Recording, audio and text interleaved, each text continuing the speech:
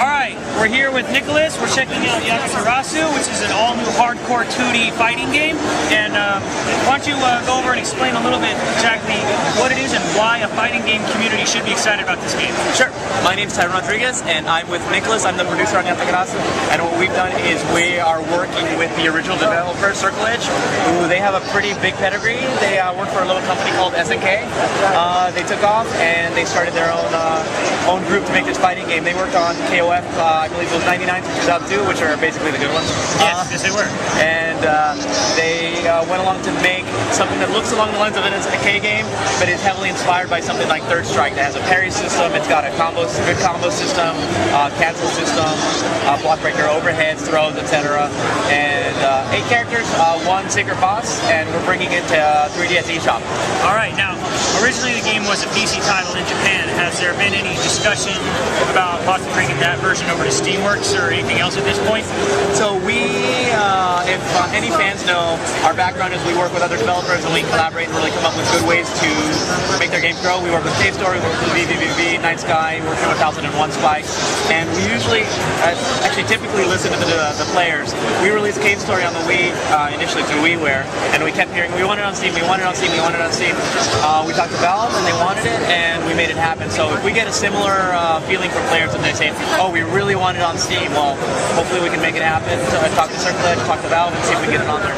Alright, so this game has a training and a replay mode, as I understand it. Right. What is your thoughts on online gameplay right now? So online gameplay for the 3DS right now, we are definitely going to support local wireless play. My concern as a big fighting game guy, I grew up going to Southern Hills Golf and watching a lot of the tournament players play. You have that instant no frame lag, and that's what you really need to make online fighting fun. You really don't want to have the sense of lag or that you lost because of lag. So if we're not able to make a solid online experience for whatever reason, we're not going to do it, but we are right now researching the possibility and seeing how well we can make an online component. However, as of right now, I'm not promising anything. Right now, you're going to get a solid offline local experience, a really good fighting game that you can kind of take with you wherever you go. And if we can make it happen, great. If we can't, then we're going to be honest with the player. We're going to give you a good experience offline. If we can't emulate that experience with an online network play, we're not going to do it because it doesn't make us look good, it doesn't make Circle Edge look good, or Nintendo, and it pisses off the player, and that's the last thing we want. Exactly. So, how many characters are in the game, and can you describe what kind of style of fighting types the characters are? Sure. There's 8 selectable characters, and it's got the typical archetypes that you'd see in like a Street Fighter, where you have the Shotokan characters, Uppercut, Fireball, Dragon Punch, Hurricane Kick. You've got a Dudley style character where you can do chain combos and chuckle. You've got sort of a Fei Long style character, Zangief grappler character, a Chun-Li-esque character with similar conventions where she really doesn't do a lot of projectiles. She uses mostly her feet. So if you play Street Fighter, if you played a lot of the recent fighting games in the last, I don't know, 10 years, you're probably going to be able to jump right in. It's a 4-button game, so it works great on the 3DS. You've got 2 strike attacks, a light and a hard, and 2 kick buttons, a light and a hard, and then the parries are buttons this time instead of pushing them forward or down. Alright, so 4-button fighter, but with also high parry and low parry buttons. Right, right. And what that does, which a lot of people don't realize until they sort of sit down and think about it, is when you have a parry system that requires you to push down, tap down or tap forward, it breaks charge characters like a Guile or a Remy specifically. Yeah. But in this case, if you're charging down and you push the parry button, you can still get that parry going without losing your charge, which is very important to maintaining a character's ability to stay up in the ranks. Yeah, it's actually pretty smart. Now, one thing I played through the game, and I played through as Shino, and I had a really good time with it. One thing I was really impressed with is the way that combos and linking specials and supers together felt really natural. Can you describe maybe a little bit about how that works, a bit like the in-depth fighting mechanics of it? First, I have to preface it by saying Umezono-san, who is the lead designer on this game, and he was a designer at SNK, he's a huge fighting game fan. Anyone who's in the community has probably heard of him as a Third Strike player. So he loves Third Strike. He's designed fighting games in the past, so he's got the knowledge and understanding of making it. They have a great designing tool where you can basically tune everything from the collision boxes, the size of the collision boxes, how many collision boxes, the animation frames, the speed and everything. So he sat down in there in this tool that they've made, and he's tuned everything to the point where he's really happy, and it makes everything feel very deliberate when you're doing combo and you're canceling from a special move into a super and then juggling. It doesn't feel accidental. It's like he sat down 4 years, which they spent 4 years making this game, sat down and really decided what works, what doesn't work, and is it perfect.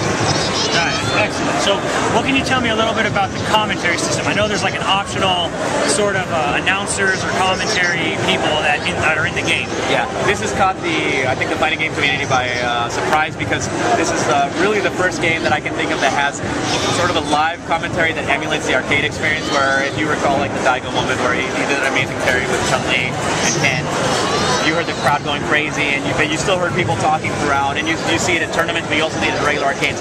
You have Takedo KSK and Kokujin, who are very well-known players in the fighting game community, saying things while you're playing, like, oh, you dashed back, or oh, that was a good combo, oh, not so good, etc.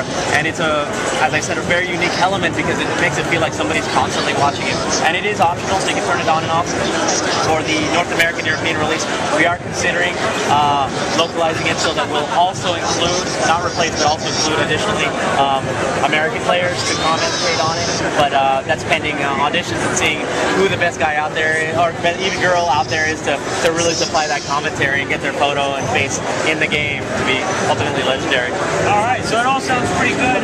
Now this game is coming out what point in time, do we know? Right now we're trying to target 2012 for the 3DS eShop, pending, again, certain other factors like making sure the multiplayer is perfect. That could extend the development cycle, but we really would like to get it out for Christmas, because we feel that it's sort of the perfect type of game that once more people have a 3DS, you can kind of play together and just jam on it.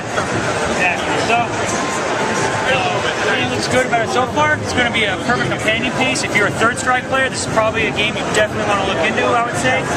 And hopefully this year, but this is also, want to make sure it's based on the latest build. Correct. So before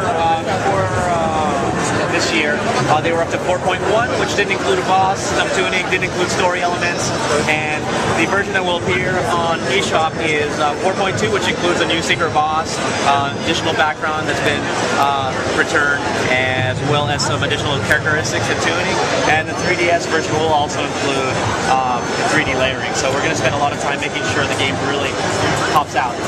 Sounds good. So it sounds like 3DS is going to have its first real exclusive hardcore 2D fighting action. Yeah, it's going to be, and you won't be paying full price because it's not a cartridge. It's going to be on the eShop, so it'll be a price somewhere along the lines of $10 to $12.